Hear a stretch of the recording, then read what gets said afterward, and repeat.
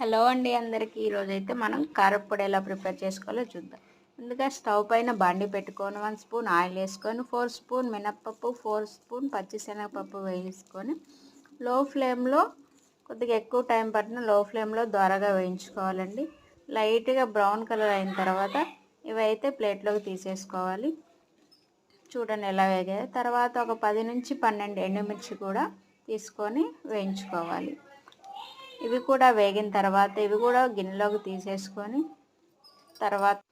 తర్వాత కొద్దిగా జీలకర్ర ఒక 2 టేబుల్ స్పూన్ జీలకర్ర కూడా వేసుకొని ఇలా ఫ్రై చేసుకోండి. ఇవి కూడా వేగిన తర్వాత ఇవి ఒక గిన్నెలోకి తీసేసుకొని పల్లీలు ఒక 4 స్పూన్స్ తీసుకొని లో ఫ్లేమ్లో ఫ్రై చేసుకోవాలి.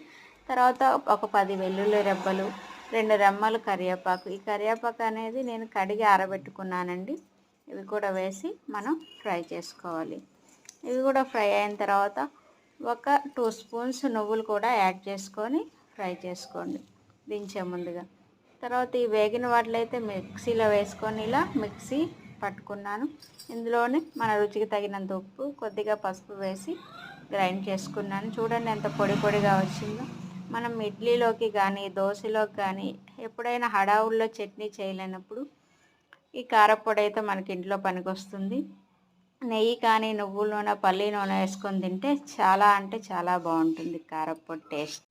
ఇలా స్టోర్ చేసి పెట్టుకుంటే మనం ఎప్పుడైనా చట్నీ చేయనప్పుడు మనకి యూజ్ అవుతుంది.